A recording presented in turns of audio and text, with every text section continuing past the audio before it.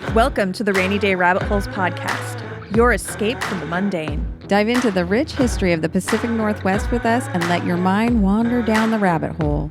Because in the Northwest, it's always raining something weird. I am Shea. And I'm Jody. Let's fall down the rabbit hole. Hello, rabbit holers. Today we're in for a treat because we've got a guest who's as hilarious as he is imaginative, with a hint of mischievous charm that you won't want to miss. Joining us today is Kevin Ryan, the witty mind behind the Tyrant and Training podcast, a show that's all about dreaming up the wild, weird, and often outrageous ideas of what it would be like to rule as a tyrant of your own country. Kevin's show is packed with laughs as he asks his guests to let their inner tyrant loose, dreaming up everything from their own title and national laws to the inevitable scandals they'd stir up. With his creativity, humor, and that fantastic accent of his, Kevin adds a unique twist to every episode, making it a favorite for anyone who's ever daydreamed about running things their own way, even if it is just for a laugh. We're thrilled to have him here to share a bit about his journey, his take on rule by comedy, and who knows, maybe a few tyrannical thoughts about the Pacific Northwest while he's at it. So grab a cozy spot and get ready for some deep dives and laughs with Kevin Ryan in the house. Woo! Woo! Hi, Kevin. Thank you for joining us today on Rainy Day Rabbit Holes. Thank you very much. When you said apparently I have a nice accent, I was going to just do the rest of this podcast with, "Hi, how are you? I'm very happy." Yes, you have a nice accent here at home. You probably no one cares about your accent. You're like, what? I'm just talking. No. What accent? I don't have an accent. No, people genuinely try to avoid me. Yeah, no. That's not your accent. Yeah, but abroad, yeah, people say it's not that strong. You know, like as an Irish accent goes. Really? Yeah, like it's not like the south of Ireland in Cork or even a Dublin accent, you know. Now I can't do my THs. So and that's part of the Irish accent that I love is the lack of ability to speak properly. Thanks. That's great. Being insulted 2 minutes into your podcast. Thanks. Have you ever had anybody tell you that because they've been to Ireland one time, they're an expert on Irish accents and that your Irish accent is crap? No. Why? Have you been to Ireland one time and you're about to tell me my...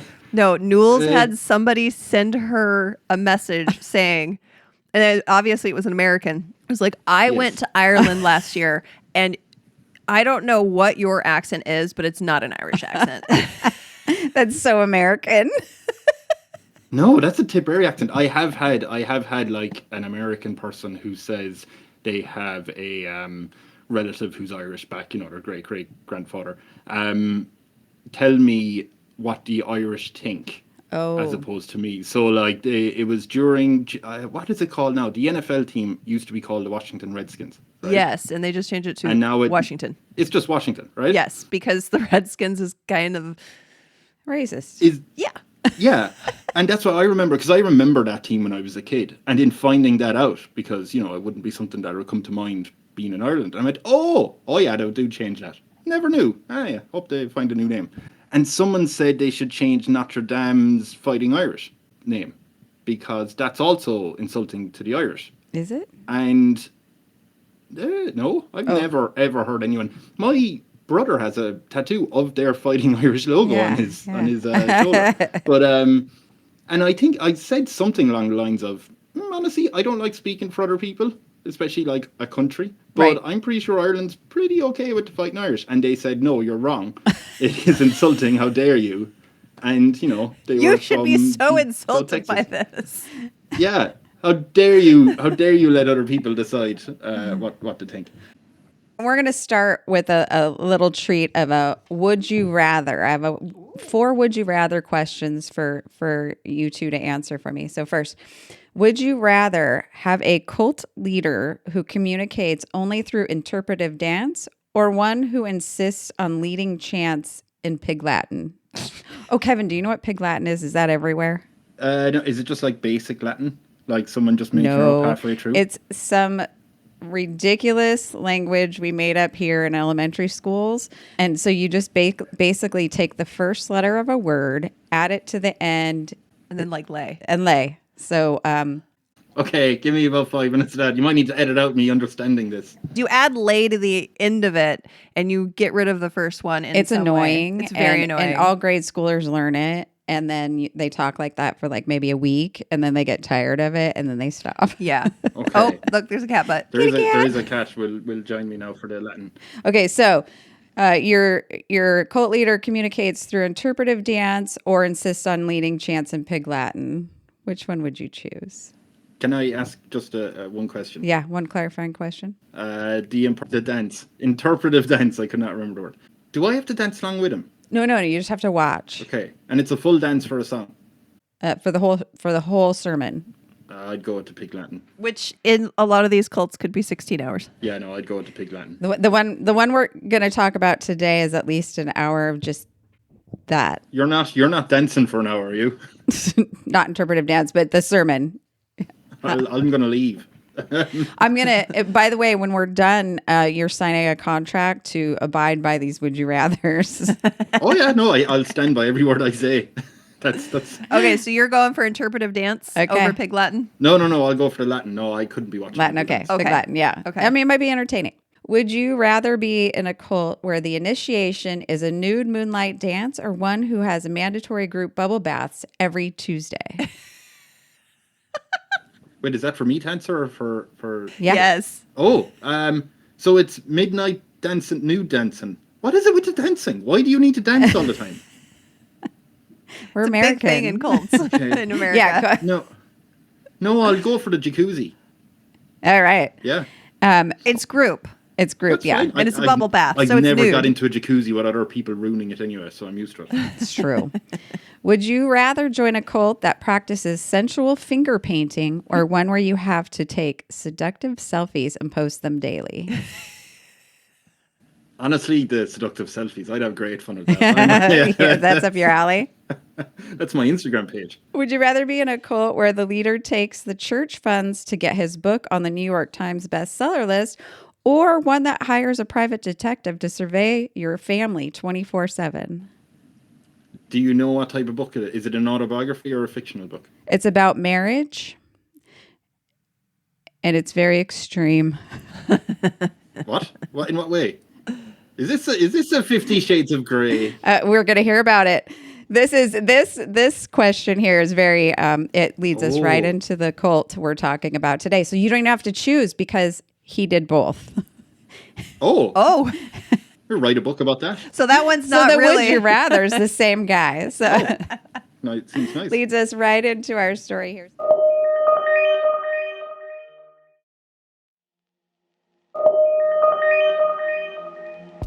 And this episode might just be a little bit closer to home for me because the subject of today's episode was my husband's very first best friend in kindergarten. Yes, that's right. The infamous Mark Driscoll, founder of the Mars Hills Church and self-proclaimed warrior for Jesus, was once a kindergarten buddy to the love of my life. Mark Driscoll? The Mars Hills. I know of this church. Yes. Oh my God. That was your husband's best friend. First friend in school, in kindergarten. How long were they friends for? Probably just kindergarten. Just for like a week. They knew each other throughout all the way through high school. In fact, Mark Driscoll's wife also went to high school there.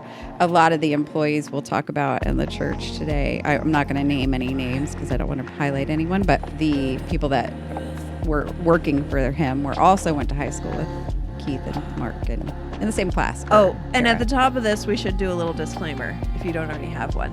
I don't have a disclaimer. All of the topics that we're going to discuss in today's podcast have been gleaned from public resources on the internet, and they do not represent us accusing anybody of anything. They are simply a reporting of what we have researched and our opinions. Yes, and all the resources are on our webpage. Yes, that we use for this we are story. not accusing anybody of anything. So come at me, bro. No, don't. No, I'm cutting that.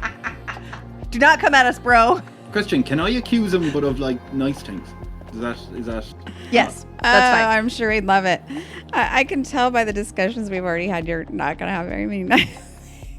I don't know. I feel like we need a picture of this guy so you can be like, well, he has very nice hair. is Yeah, no, there a decent way? hugs. I like the hugs he gives. Decent hugs. All right, so we'll dig right into the story here. To understand what happened at Mars Hill Church, we need to start with Mark Driscoll himself. Born in 1970, Driscoll grew up right here in the Pacific Northwest. He wasn't exactly raised in a religious household, but he found his faith in his teens, and by the time he reached college, he was sold on one thing. He was going to be a preacher. Mark wasn't just destined to be any preacher. He was determined to build a church unlike any other. And in 1996, when he was just 25 years old, Mark founded Mars Hill Church in Seattle. From the beginning, it was different, with tattoos, ripped jeans, and a swagger that was more like rock star than reverend. Mark came off as edgy and unfiltered. He liked to call himself Pastor Mark and referred to the church as a place for men's men. I'm in. I'm sold. Men's men. Oh, yeah. What you didn't know about Kevin is he's actually a closeted dude bro. You don't say closeted homosexual. Here we I go. was like, hold on. All No, right. closeted dude bro. You really, you're just longing for a big diesel guzzing truck to hang some truck nuts on. Yeah, and hold me tight at night. Yeah. And fly a parachute behind it with your favorite political Figure his face on the American and flag. then complain about the gas prices while I drive this gas guzzler with a In my parachute. thick Irish accent. No one can listen to any of our podcasts going forward. We're bitter. Anyway, We're bitter right now. Mars Hill was his platform, and Driscoll quickly developed a reputation for his fiery sermons, which were often peppered with salty language, controversial opinions, and a dash of that infamous Driscoll snark. His sermons are about an hour long and can still be found online. So you can find the Mars Hill Church old sermons are still online. You can listen to them today. Oh, fun. I have, in my research, tortured myself. I'm going to share just a brief excerpt in a moment from one of his sermons in 2007, where he preached in Edinburgh, Scotland. And the title was Sex, a Study of the Good Bits from Song of Solomon. And the sermon was completely sex focused because that is the main focus of a Bible when you're an evangelical leader. That is all we talk about. Wait. Can you repeat the title of the sermon again, please? Yes. The sermon is called Sex, a Study of the Good Bits. A study of the good bits? Not the bad bits. We don't want them anymore. Right. Well, also, what are the good bits? Oh gosh, you should read this sermon. your kibbles and bits? I'm gonna include just a brief little snippet of it, but I literally would not feel comfortable putting almost any part of that sermon on my podcast, especially since we're on the radio now. But do you know the little song, how's it go? Heads, shoulders, knees and toes, knees and toes. Yeah, that's Yes. it. That's it. You got it. Yeah. yes, he covers it Oh. and how to stimulate it. It is a sex sermon. Oh, it is. It's like it's a directive for us ladies how to treat our men. Oh, it's for the women I to. see. Oh, So not. Yeah, we are. It's an instruction. So he is using the Song of Solomon to explain how every woman in the world is a temptress and a danger to men, and she should remain chaste until married. And by the way, here is your instruction manual on your wifely duties. You're going to be chaste until you get married, and then you're going to magically know Yep. exactly how to tickle his And then you're going to fancy slut yourself up. So he says for the lurd. So the only thing the only snippet I felt comfortable bringing out was this one. Oh, this is how bad it is. At one point in the sermon, he says, I can see the ladies looking at me out there like, is this real? Is this really happening? Yes, it is. But anyway, here's this. Yes, they are looking at you like that. as he takes off his shirt. Is this really happening? And he's like, you really got to concentrate right here around the nipples. So, I mean, he's aware of how outrageous this is, but he's going to keep going. And I mean, why not? The dude's making money on this. Oh my God. So here's the snippet. And ladies, let me assure you of this. If you think you're being dirty, he's pretty happy. Laughter from the audience. Our line is in a different place. If the wife says, is this dirty? No, that's wonderful. This is a sermon in a This church. is a sermon in a church. It goes on for over an hour. I mean, I don't know. Like, I'm not a churchgoer, but I kind of want to be there for this. Just also to look around at everybody. Right. And be like, exactly. That's what I was everybody's thinking. squirming in their seats. Some people are squirming because they're uncomfortable. Some people are squirming because they're excited. They're uncomfortable for another reason. So if in this sermon, let's say there's 100 people there, just for argument's sake, like he's talking to the women. Oh, I think these churches are like 500-600 people. I don't know how big this one is, but his current church is 1,400 seats. Okay. And then he's on. Okay, we'll say there's 1,000. 400 of them are watching a baseball game. 1,000 of them are there. And he's talking to the women, saying, ladies, you need to be good gals until you're bad gals. And then... Yeah. Like, in my head, I initially thought, oh, there's 1,000 women there sitting down going, all right, I guess I need to listen to them. But it's more likely that, like, half of them are men, right? So are the men just sitting down, just, like, nodding along, going, do you see this? Do you see what he's talking about? This is what I've been talking about all along. Right. Well, this is a men's church. Some of his employees or people that have been interviewed talk about his knack for recruiting men who never would have thought about joining a religion, never thought it was part of their life to be religious. And he had a way of making his church seem enticing to these men's men. And basically these men are bringing their wives to church and then they're learning how to treat their husbands. Yeah, because he's telling all the men, hey, do you want more sex? Bring them over here and I'll tell your wife to have sex with you every day. Right. I can make It's for the Lord. For the Lord. So they can't say no. So after his letting the ladies know to be dirty, and that's wonderful. And then he goes on to explain various forms of stimulation that she can perform. And yes, this is a sermon, and yes, it's an hour long.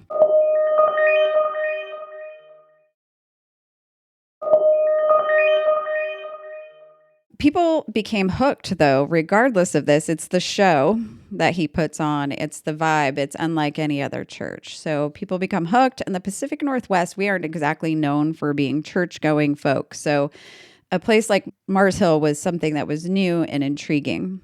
It's a church that didn't just welcome sinners, but practically dared them to show up. It had become a magnet for young people who were put off by traditional churches. By 2013, Mars Hill was pulling in around 15,000 attendees each Sunday across multiple campuses. This wasn't your grandma's church. This was more like a rock concert complete with live bands. Unless she was a gilf, apparently. They were like... Yeah. You only can bring your horny grandma. Your horny, sexy grandmother can come along. Okay. She had to give tutorials. Oh, But this was more like a rock concert, complete with live bands, LED lights, and a live stream sermon from the man himself, Pastor Mark. Oh, it's smart though, business wise. Yeah, yes, I mean to absolutely. get people in, it's smart. Oh, absolutely. Make it entertain because church is boring. What I grew up on is like boring. You're gonna go to sleep. Your butt hurts because you're sitting in a hard wooden pew. Like, why can't they make them comfortable? Well, and this is the 90s, so he started this church, so he was really on the forefront of that rock star type evangelical production, rather than just a regular old sermon. I feel like in Ireland we've gone to a few like events like weddings and stuff like that, and I'm presuming mass in Ireland is going to be different from in America, right? But we will sit down and the priest will come up at some point and say, and now a reading from the whatever letter from Bartholomew to the Grecians or whatever the group is, and then it'll turn into like a book that a 6-year-old will read, where it's like, Jesus went to the beach and Jesus saw there was lots of people there and the people had no food. And the people said, Jesus, we have no food. And Jesus says, I will get food. And I was like, okay, I think I can track this complicated tale. Sam, I am. The letter writing wasn't great at the time.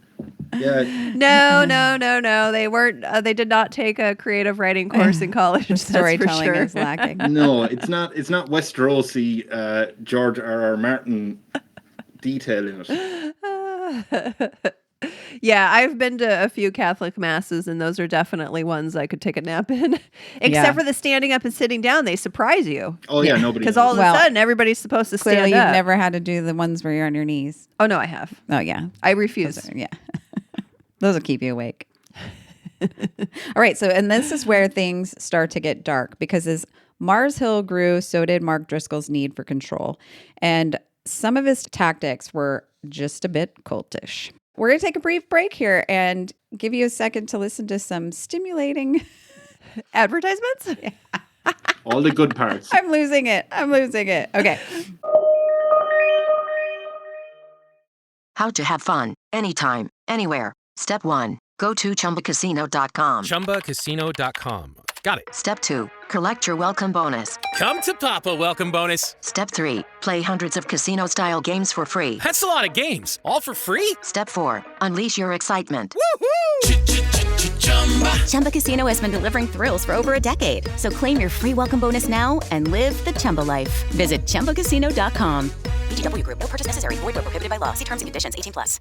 All right, we're all set for the party. I've trimmed the tree, hung the mistletoe, and paired all those weird-shaped knives and forks with the appropriate cheeses. And I plugged in the Bartesian. Bartesian? It's a home cocktail maker that makes over 60 premium cocktails, plus a whole lot of seasonal favorites, too. I just got it for 50 off. So, how about a Cosmopolitan or a mistletoe margarita? I'm thirsty. Watch. I just pop in a capsule, choose my strength, and... Wow, it's beginning to feel more seasonal in here already. If your holiday party doesn't have a bartender, then you become the bartender. Unless you've got a Bartesian, because Bartesian crafts every cocktail perfectly in as little as 30 seconds. And I just got it for $50 off. 'Tis the season to be jollier.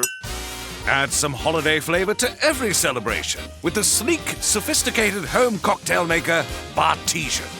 Get $50 off any cocktail maker at Bartesian.com/cocktail. That's BARTESIAN.com/cocktail. Welcome back from the break. We are talking about Mark Driscoll and how he's about to turn his big old church into a cult. His big old sexy church. Big old sexy, Very sexy church. Yes. Sex. Do they have a white party sometimes, and then they do a foam thing so everybody's white shirts get wet? God! But for the Lurd. Sorry, just to say, it's only maybe this year that I learned what a white party was. I fully thought that was racist. I like when someone first told me it without giving me context, and they said, "Oh, we'll have a white party." I think they did it on my podcast, and I went, "Oh, I might need to cancel this podcast." And for 5 minutes they spoke, saying, "Yeah, white party, everything white." Yeah, and I was like, "Okay, this has turned awful." Yeah, no, it's just everybody wears white. Everyone wears white clothing. Yeah. I'm just making sure. And then it's fine. In a very exciting one, it also would end up being a foam party. You know what a foam party is, right? And then everybody's kind of wet, and then the clothes are kind of see-through because they're white. Yeah. And that makes it Diddy claims he was the originator of white parties. Oh. He is the white party guy. No, we can't have white parties anymore. And then they finished with freak-offs. Oh, now we can't have freak-offs anymore. I wonder what they call these things in Mars Hill. Just kidding. Not a freak-off.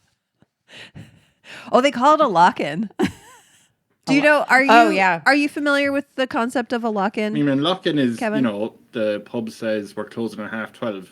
Stay indoors and we'll stay open for you until 3. Oh, okay. When we come to Ireland, can we experience this? That doesn't work here. You go to jail. Happen as much. Yeah, no.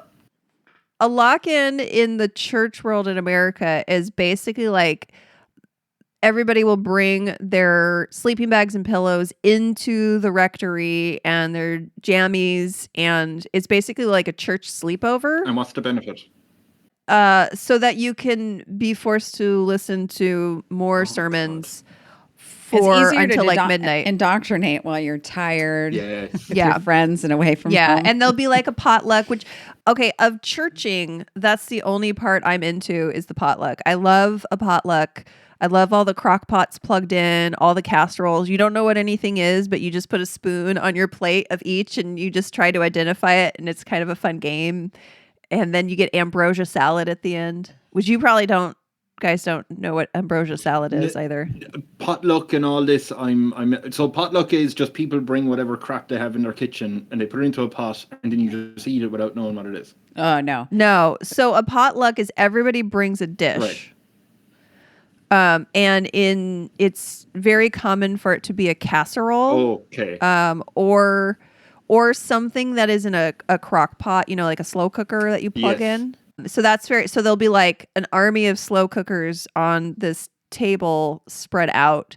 And so you just go along and, but yeah, that's a potluck is everybody brings a dish that they've made, and casseroles are big. And then ambrosia salad is this potluck dish that is an ancient tradition going back to at least 1950 of canned mandarin oranges, shredded coconut, usually some sort of canned fruit salad, and little mini marshmallows, like the little ones you would put in your hot cocoa, and then Cool Whip, the whipped topping out of a tub, and you mix that all together, and that's called ambrosia salad. I will say thank you for the explanation, because I didn't know what that was. But because I'm a picky eater, none of that sounded appealing.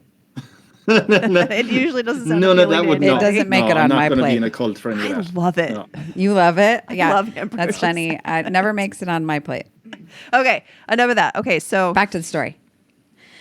So just to give you an idea about how interesting things got at Mars Hill, let's talk about Mark's approach to leadership. Driscoll liked to call himself the spiritual father of the church, and his followers were encouraged to treat him as an absolute authority. Dissent, that was considered an act against God himself. Questioning Driscoll's decisions, that could get you kicked out of the church entirely. There were several people reading through the articles, and there's a lot of documentation because there were filed complaints against him, so there's a lot of stuff. But basically, if you questioned him on anything like, hey, should we have, the speakers over here instead of over there, you would get kicked out of the church. You were not to question him on anything. So people would be surprised by it because they'd think they were just conducting their job, trying to do their job and clarifying. And he'd be like, you're out. The only thing is, though, the way you see in movies where they involve a cult or a TV show, where you'll have a character who's saying, oh God, I'm too deep in this cult. Like, how am I going to get out? I'm trapped in here with them. I can't get out. Yeah. Seemingly for old Mark, if you go up to him and go, I don't know, Mark, I didn't enjoy the last season of the Umbrella Academy, he'd be like, you're out of here. And you're like, oh, that was easy. My wife and son didn't either. They're out. Oh, I'll just leave. They're out. You didn't like it, you're gone then. I've noticed a flaw in Mark's plan. Okay. Quote from Driscoll is, there is a pile of dead bodies behind the Mars Hill bus. By God's grace, it'll be a mountain by the time we're done. Either get on the bus or you get run over by the bus. Those are your options. The bus ain't going to stop. So that's how he felt about his church and his employees. Get on the bus. A few other red flags started popping up, with some members describing a cult-like atmosphere. Driscoll was known to preach that men should be manly leaders and that women should be submissive, creating a strict gender hierarchy that left a lot of people uncomfortable, to say the least. Like me. Yeah. In fact, that leads us into the scandals. First up, we have the infamous Pussified Nation rant. Yes. Oh, we've all been there. We've all said the same. Yes. In 2007, Driscoll, in a post on an old forum, those old chat forums before you got onto Facebook and whatever, Twitter, described the United States as a pussified nation. It was part of a larger rant where he disparaged men he considered weak, labeled various people as heretics, and espoused views that frankly were offensive to pretty much anyone who read it. At the time, this was very shocking and not what you would expect from a pastor, but unfortunately, I think we see it a lot more today. It's par for the course. For the course now. And he was ahead of his time on the whole alpha male, AKA toxic masculinity movement. We aren't talking about a movement where men are strong leaders. We're talking about a movement where you're putting women back in their place, quote unquote, which is second to a man. Women who are just to serve, and decisions are deferred to their husband because they have the Y chromosome. Makes them legitimate leaders. But it wasn't just his conservative views that were becoming outrageous. Driscoll reportedly used the church funds to promote his book, Real Marriage, hiring a PR firm to ensure it landed on the bestseller list. Essentially, they bought enough books to get him on the list. Imagine donating your church and thinking you're helping the community, only to find out the money is buying your pastor's book on this to get a spot in the New York Times. That's just one classic Driscoll move. And then I bet he went and turned around and sold those books to the congregants at a Yes. markup. Yes. So, and then in addition to that, there is accusations of plagiarism in his book because he actually used the works of another fantastic godly author, Peter Jones. When Gandalf married Frodo, you're like, wait a minute. Yeah. So he was sued by Peter Jones, author of Call to Resurgence, and he complained that Driscoll used his work in his book, Real Marriage. It was found that Driscoll had incorrectly cited Jones's work and didn't credit the author with his study guide that goes with the book, which is completely Jones's study guide, but had a lot of errors in it. So that's why Jones sued him. But Driscoll apologized, and thankfully, according to Driscoll of Jones, he's a godly man who has been very gracious through all of this. I am deeply thankful for his acceptance of my apology, as I deeply grieve this mistake with a brother in Christ whom I appreciate very much. And just like that, Jones accepted his apology, and there were no further consequences. Well, I think it's because he did not molest Jones when Jones was a child, because he wouldn't be apologizing if he did.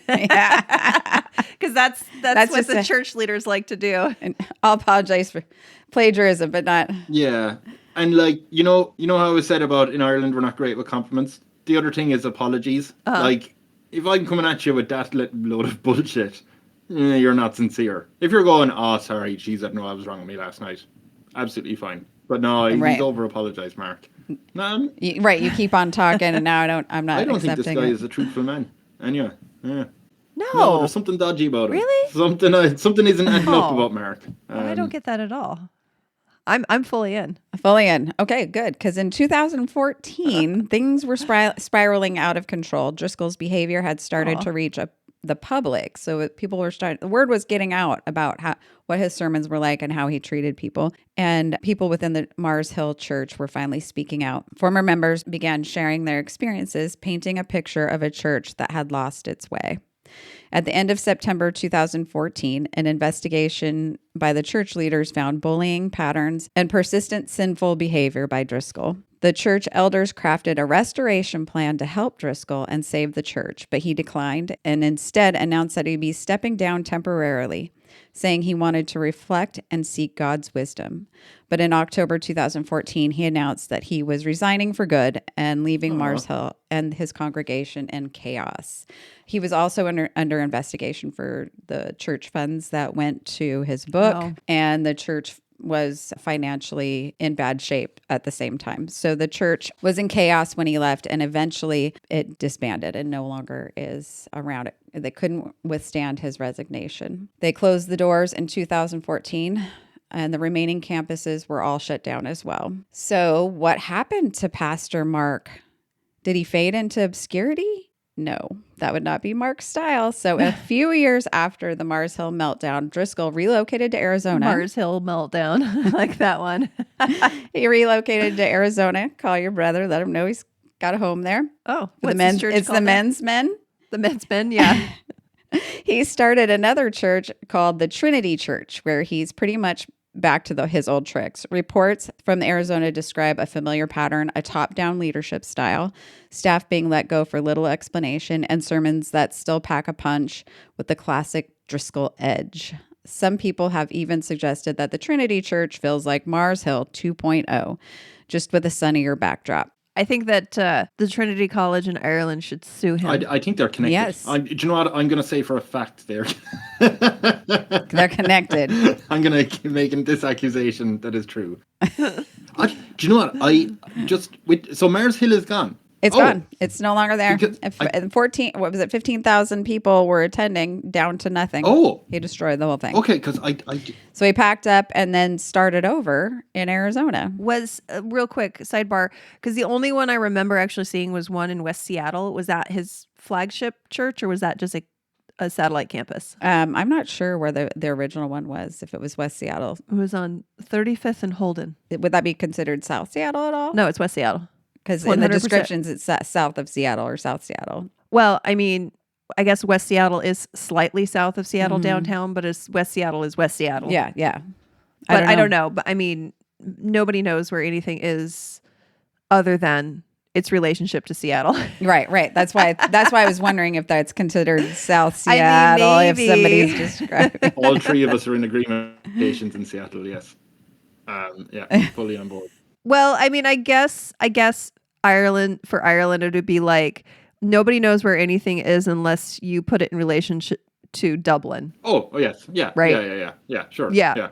So you'd be like, okay, so like I'm south west of Dublin, even though you're like in a completely different part of the country. It's close enough. Yeah. I'm just wondering though, because I just did a Google of Mars Hill when I was like, I'm signing up for this men's men course. I know, you're like, I got a pair of truck nuts ready to go. I need to find out how to. It's okay. There's Trinity. You're fine. I could just try there. But I just typed it and I seen a website saying MarsHill.org. And I was like, and I just had a quick browse when you were saying, he left. He got out of there. And I was looking down through the team saying, look at these bastards. Look at all of these. Yes. But I think yes. I think it's got to do with Taco Bell or something. It's a completely different thing. It could be a different. And it does say it was founded by someone else. So I was like, they completely. Something else. Okay, that's a different thing. Trinity Church. Okay, we'll look into that. So he's down there. Now in Arizona, and he also has an addition to Trinity Church. I don't know how they're related or if they're separate, but he has a website where he catalogs all of his sermons. It looks a lot like our like when you look at our podcast episodes, and the show art is there, the little block, and you click on that and you can catch all of his sermons. And it's called Real Faith Sermons. And then it's so like once you click into it, it's like real men, real families, real women, real whatever is the theme there. It's just gross. And so you find those sermons online, have at it, listen for an hour, get yelled at. He also has a nice use of AI image generation. One of them, something we have in common. Yeah, yes. I was thinking of you actually. And one of them, my favorite one was he has a whole sermon on how to vote. Vote like Jesus would. And there's a picture of Jesus on there. And I was wondering when he use the AI image generator if he actually typed in use white Jesus, or if it just already knew what kind of guy he was and needed white Jesus.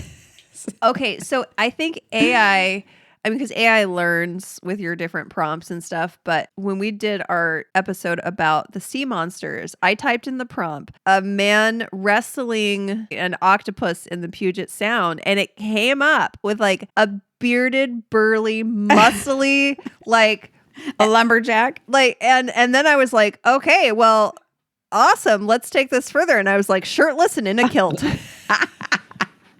And it made the perfect, like, Scottish guy in a kilt with a beard wrestling an octopus. And I didn't hardly have to put in, like, glistening muscles or anything. It already knew. So maybe Real Faith Sermons didn't have to do too much work to get themselves a white Jesus. It's probably when people want AI generated image of Jesus, there's probably been enough prompts that is like, no, you should be white. That AI is like, well, just everybody wants a white Jesus. And AI probably thinks that's what. I mean, who built AI? Okay, Jesus may have come out of the Middle East, but also what came out of the Middle East was excellent sunscreen for the time. So that's why he could maintain that that beautiful white skin in the desert sun. Okay, back to the story. Hello, it is Ryan, and we could all use an extra bright spot in our day, couldn't we? Just to make up for things like sitting in traffic, doing the dishes, counting your steps, all the mundane stuff. That is why I'm such a big fan of Chumba Casino. Chumba Casino has all your favorite social casino-style games that you can play for free anytime, anywhere with daily bonuses. So sign up now at ChumbaCasino.com. That's ChumbaCasino.com. Sponsored by Chumba Casino. No purchase necessary. VGW Group. Void where prohibited by law. 18 plus. Terms and conditions apply.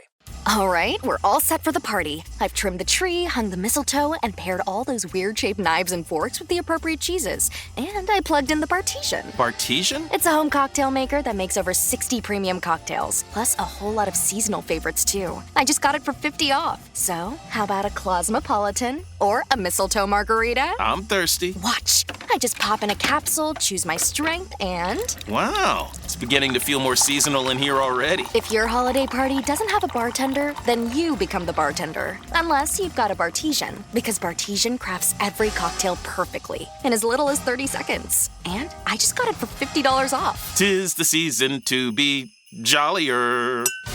Add some holiday flavor to every celebration with the sleek, sophisticated home cocktail maker, Bartesian. Get $50 off any cocktail maker at bartesian.com/cocktail. That's BARTESIAN.com/cocktail.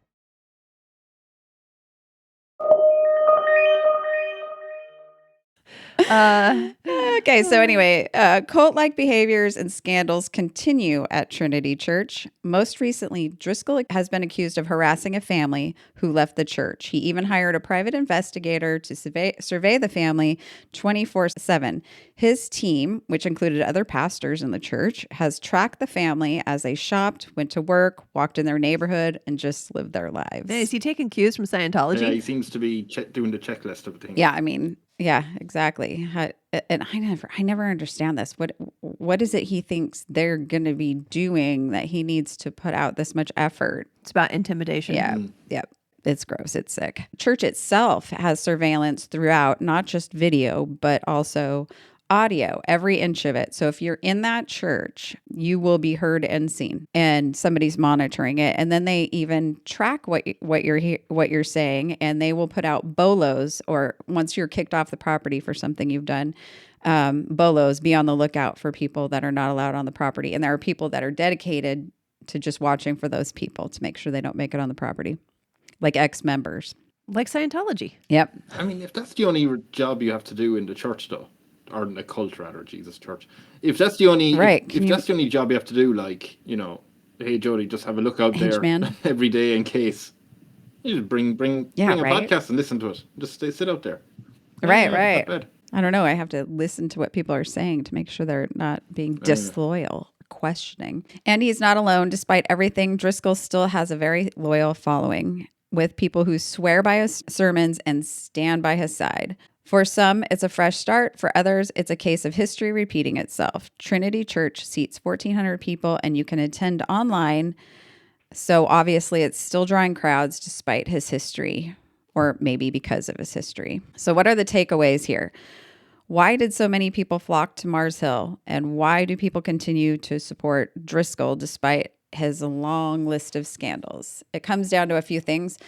First, Driscoll's unfiltered style was a big draw. He wasn't afraid to talk about topics most pastors avoided, from sex to sins of society softness. Second, he offered a sense of belonging. People felt like they were part of something different, something rebellious, but still within the church. And for a lot of people, that's hard to let go of, even after everything falls apart. So these communities, a lot of people had said, you know, I would come by the time Mars Hill was kind of coming to its eventual end. They said they would come for the community and started just basically rolling their eyes at the sermons, but were there for other purposes. Yeah, so it was hard to let go because of the community. So people join stayed. A book club, people. Right? I know I've thought about this, your cult idea, only not a cult. But I mean, isn't that what I kind of... Like we need community that doesn't lead to have a power structure, I guess is what it is. I mean, what we're trying to do. Yeah, we are. But the problem with charismatic leaders is that their charisma can sometimes turn into something darker. People begin to follow them without question, and before long, you end up with a situation like Mars Hill, where one's mad word is treated like gospel and dissent is seen as betrayal. So, last, but most importantly, how do you know if you're in a cult? Here's a few warning signs.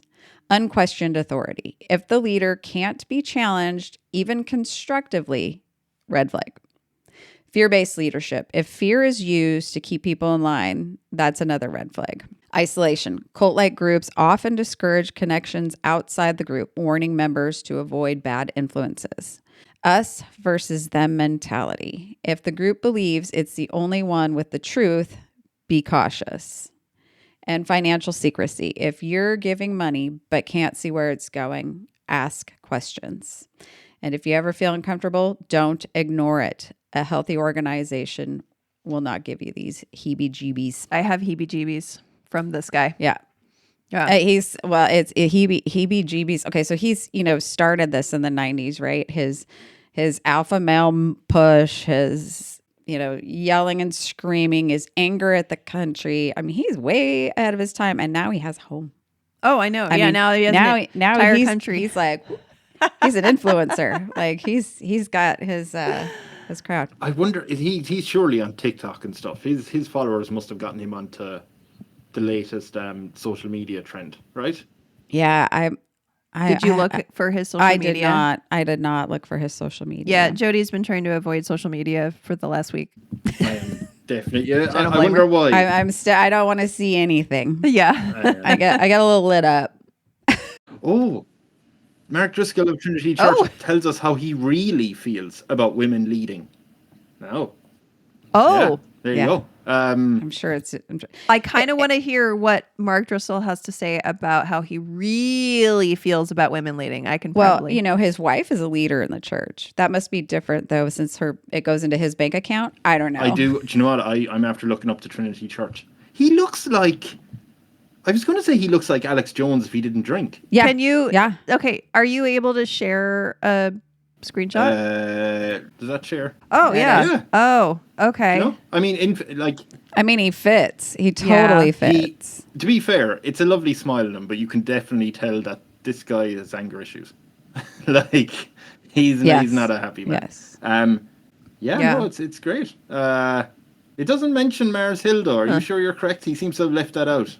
Seems to have glossed over that. Oh part of his life. yeah. I wonder. Funny how he doesn't mention it. He does have more than one book though, so I don't know. Oh yes, I was just going to say that he has several books now, and Win Your War, Real Marriage and Real Romance, Sex in the Song of Songs, and a father-daughter project called Pray Like Jesus. That's nice. It does seem very male heavy. These people. Yeah. Oh look, sure. and they all have the same dead eyes, uncomfortable stance. And are they all bald? See. Is that a prerequisite of being a leader in the church? Is that you have to be bald? Okay. No, he's balding. Yes. This guy's got a hair transplant, if anything. That's very straight hair. Yeah, there's quite a line there, isn't there? He's really got a widow's peak. Not to there's a lady. There's bad mouth anybody who's balding. No, it's not. This guy's dressed up as the Undertaker for Christmas or for Halloween. No, he's dressed up like he's Amish or something. He's the real cosplaying Amish. He's the real men pastor. His name is Caleb. Oh, but that is a very Amish name. Mm-hmm. Yeah. That guy's got a full. They have a black guy. No. Whoa. And another balding guy, and another balding guy. I mean, all these sort of cults with the men joining, all of them are guys who are like, if I join, I'll get a wife, right? Like that's what they're thinking. Well, and they can't seem to, I guess, get one otherwise. No, I'll have to, if I do well, if I am the family's pastor, then surely Mark will say, here, I'll find you a wife to marry. Can't have you working that job when you're single. Right. I can watch live in 5 days. Oh, sorry, I feel like now I'm just promoting them. Sorry. So that little statement on there says we open our something and we open our lives, but given the sermon he gave, my mind said we open our legs. Yes. He goes on, and at one point in that sermon, the actual sermon is included in our links that I put on our spreadsheet for this episode. But it talks about, hey, if your husband is waking up with an erection, you should handle that for him so that he can have a good day. It just goes on and on with these things that you should be doing as a I don't need anybody else telling me what to do with my husband's erection. Right. and basically saying, you need to be chaste, or you're chaste. Don't be a whore. Don't be a whore. Except for then be a whore. Does any of these sermons get aimed at the men? Like, is it the classic, you need to toughen up and be a real alpha male?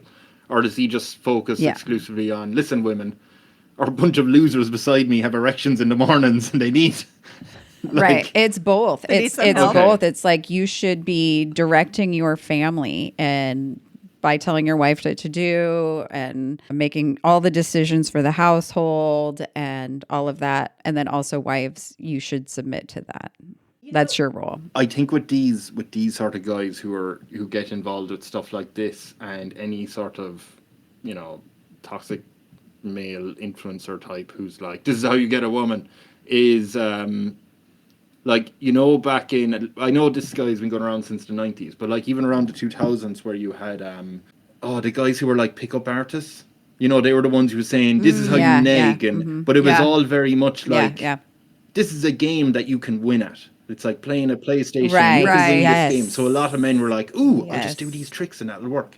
And then it didn't, because you're not playing a game, you're dealing with people. What the fuck's wrong with you? Right, exactly. And now it's gone more into, like you're saying, his sermons are so like, what the hell is wrong with you? Why aren't you a real man? Get yourself a woman. And women, you need to submit yourself. Yes. Like it's gone more angry because paying money to some pickup artist called Mr. Peacock didn't work. And now you have to get angry and be like, I need to be more aggressive and take control, and women should be subservient to me.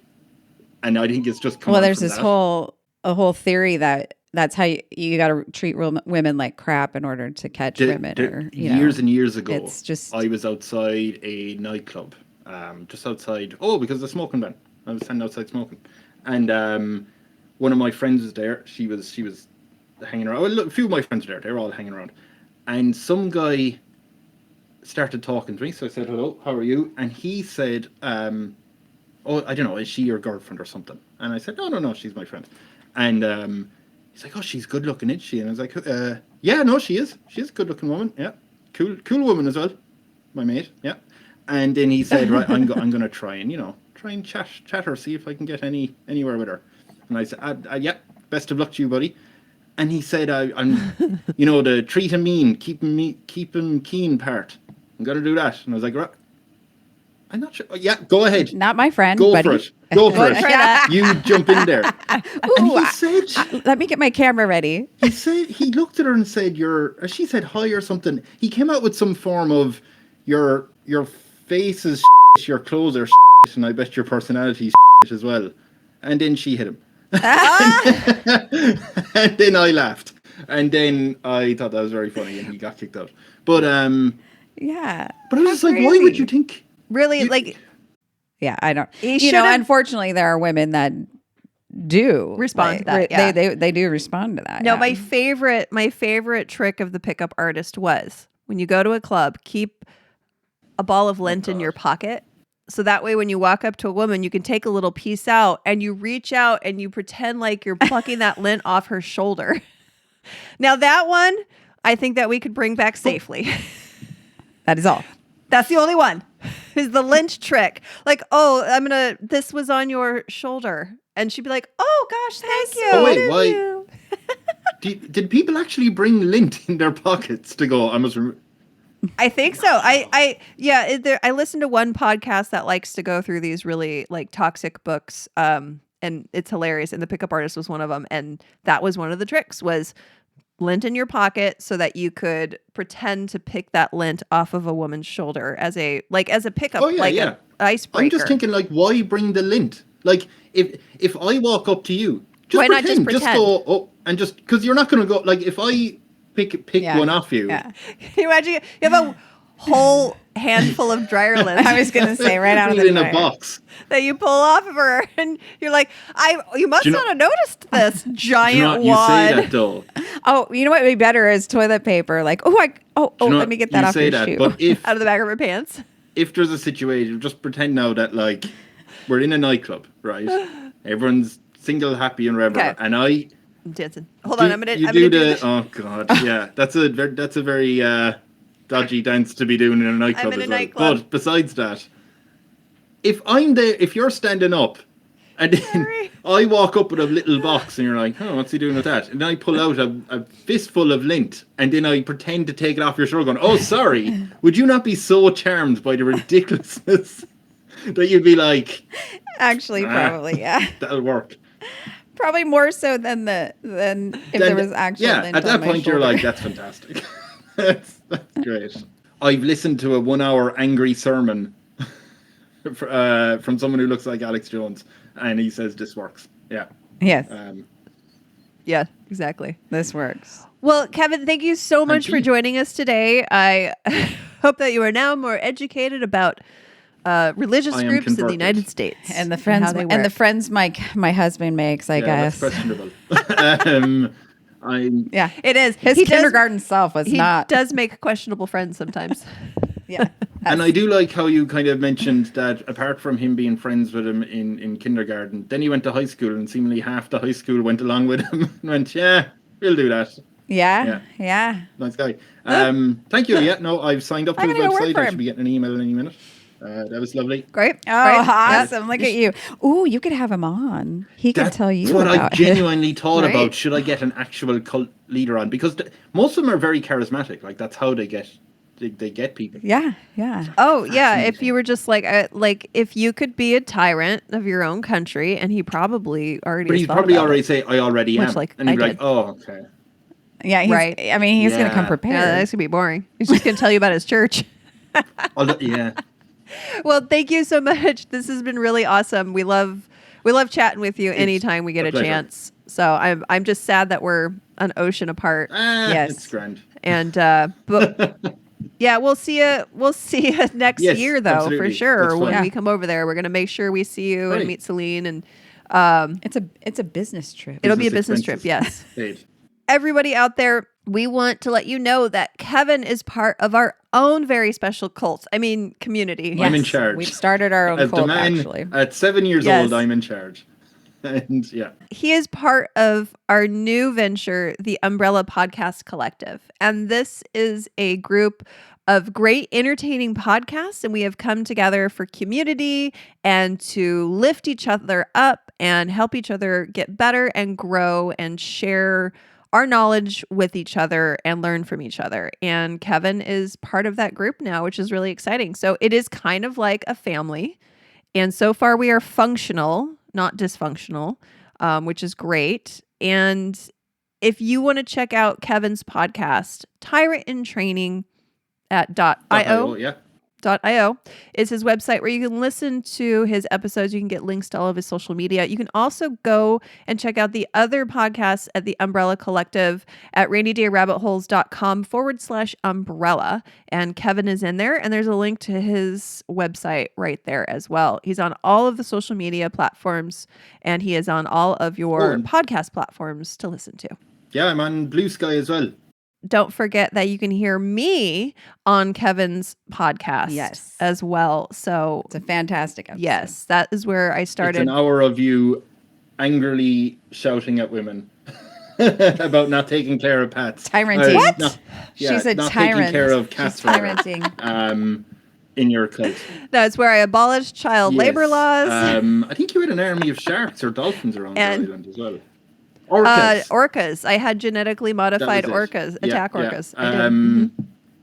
Yes, but I still do good work. I had a bird sanctuary on Moray Island because I know that cats love to kill and they would kill all the birds on the island. So I created a bird sanctuary. See? Balance. But it's been fantastic having you, Kevin. This is wonderful. Thank you so much. It was nice to learn and laugh. And we will hopefully have you back next year. We'll do something that is slightly less disturbing. We'll do something more lighthearted. Probably not. Probably not. Yeah, we don't do those. Not that type of podcast. Yeah. No, thank you so much. This was lovely. I enjoyed it. Appreciate it.